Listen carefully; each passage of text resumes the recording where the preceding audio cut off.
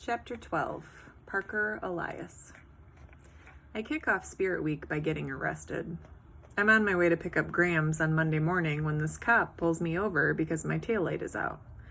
The problem is this guy is new, and when I show him my provisional license, he thinks it's a fake ID. So he takes me into the police station, and by the time the desk sergeant straightens him out, I'm late for picking up Grams.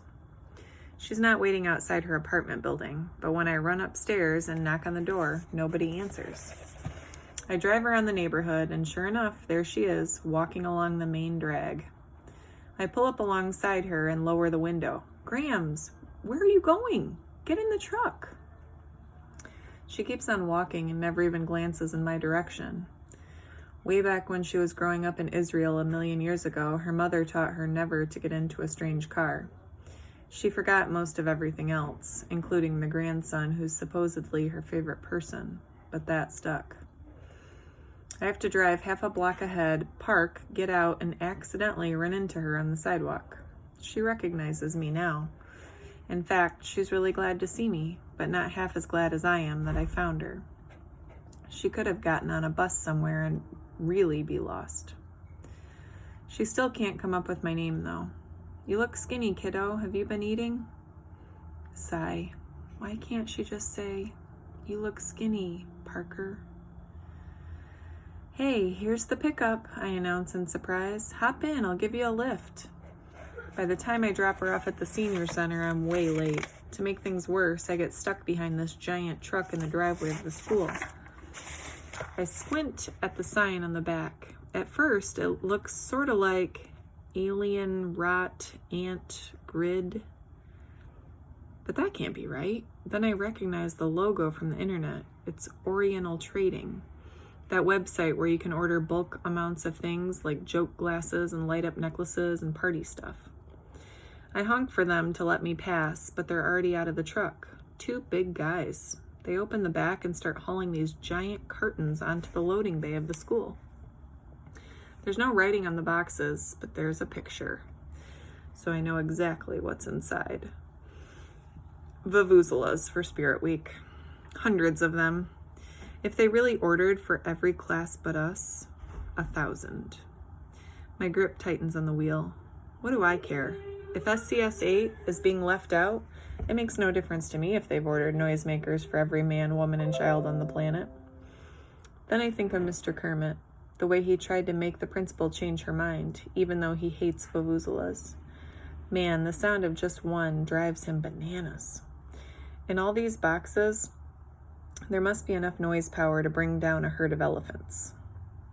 I pull around the truck, thumping over the curb and driving across some of the front lawn to the parking lot. That's against the rules of my license too, but this is an emergency. I roar into a spot, putting only a tiny scrape on the side mirror of Mrs. Wanota's Mini Cooper. I jump out and head for the school without even using my bottle of Scratch Guard. By the time I hit the entrance foyer, I'm flying.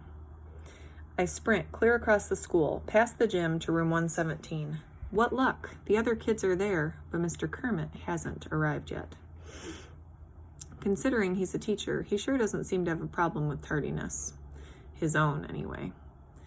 If they gave late slips to staff members, Ribbit would spend his whole life in detention.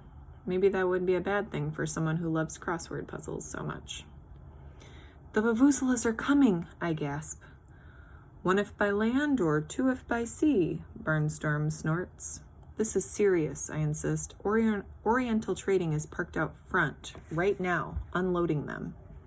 Kiana clues in. Mr. Kermit's going to lose it. "And it's going to be hard to get any rest," adds Raheem with a yawn. "It's no fair that everybody gets them but us," Aldo complains. "I mean, I don't want a stupid vuvuzela anyway, but it's still annoying." "Ribbit's right," says Barnstorm. "It's fine to have spirit if you really do.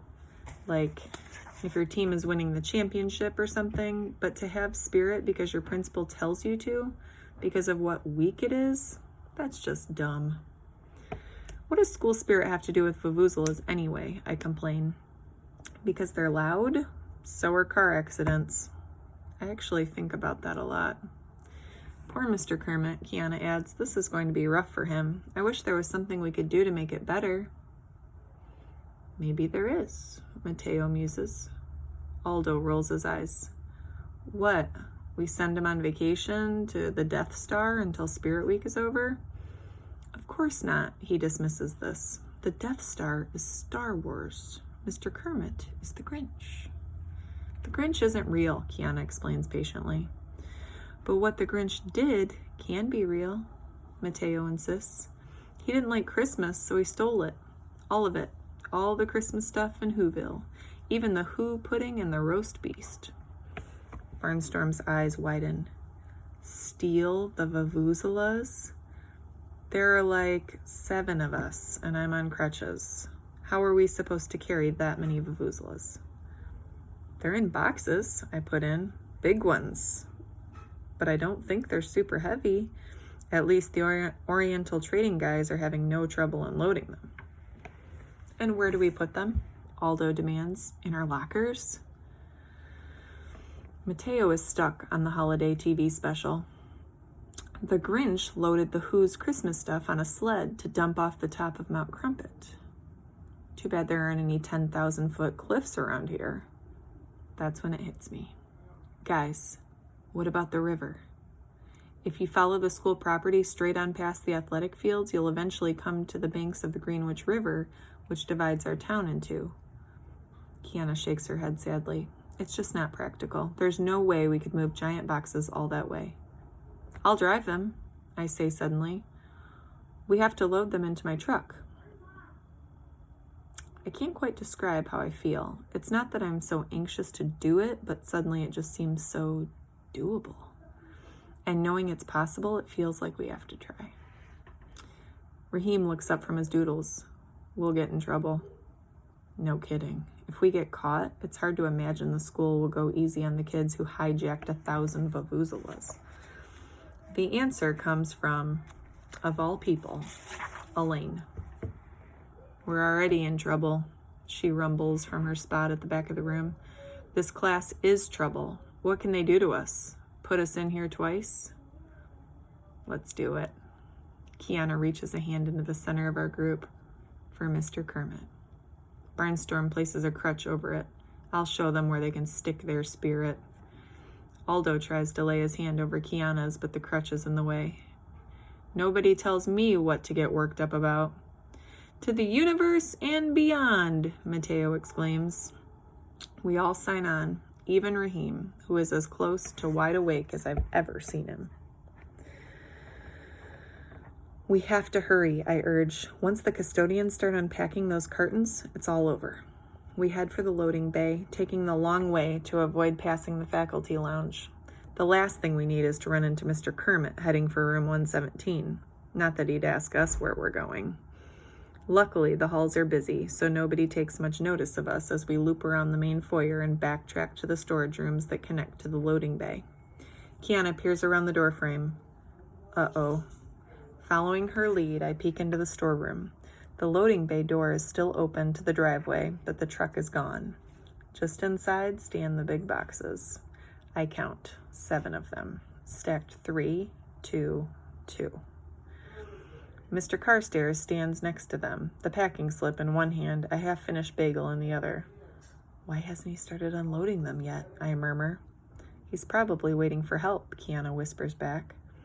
That means the other custodians could be here soon. Aldo curses under his breath. How are we supposed to get the boxes with Carstairs right there? Mateo has an idea. We need to create a distraction. What distraction? Kiana asks. I can talk to him about a movie, Mateo volunteers. There's a creation story for the entire mythology of The Hobbit and The Lord of the Rings, and I'll try to get him to walk away. That's the stupidest thing I've ever heard in my life, Barnstorm hisses. We're going to need a better distraction than that. Definitely, deadpans Elaine. She rears up a heavy black boot and brings it down full force on Barnstorm's sneakered foot. The scream could probably drown out all those vuvuzelas put together. It causes a major freak-out in the hall. Mr. Carstairs comes running. What he sees is the school's injured sports hero, on crutches, howling in agony. The custodian gets his shoulder under Barnstorm's arm, and the two of them begin hobbling in the direction of the nurse's office. Kiana turns accusing eyes on Elaine. You didn't have to do that? He could have just faked it. Aldo chortles. Not as good as that. We race into the loading bay. Oh, gross, Raheem complains. What's gross? I ask. He points. It says on the boxes. They're gross. Kiana throws her hands up in exasperation. That's not gross. That's one gross. It means there's 144 Vuvuzelas in each carton. That makes, Mateo does the calculation in his head, 1,008. I thought we were only getting 1,000. It really seems to bother him. Never mind that. I'll go for the truck. I scramble out of the loading bay and jump the 3 feet down to the pavement. I sprint for the parking lot and leap into the pickup. It takes all the restraint I can muster to keep from stomping on the gas. The last thing we need is for my squealing tires to attract the attention of every adult in the school. Suddenly, my perforated muffler doesn't seem like such a great asset either. It may sound cool, but we're trying for stealth here. I get out and scramble onto the platform to help with the loading. You know all the stuff about Vuvuzelas being light? Well, that goes out the window when you're lifting a box with 144 of them. On the plus side, we've got Elaine, who could lift the load and the loading bay with it, and maybe the truck too. Kiana and Mateo pile in beside me, but Aldo, Raheem, and Elaine have to jog alongside the pickup. I pull around the side of the school and then jump over the curb and start driving slowly along the grass. I glance at the rearview mirror and see Elaine flashing me a thumbs up. I normally try to have as little interaction with her as possible, but right now the gesture gives me heart because I'm pretty scared at this point. Are we crazy? Probably, but that's not the part that bothers me. My main worry is that none of this is covered by my provisional license, and if it gets revoked, who's going to pick Grams up every morning and drive her to the senior center?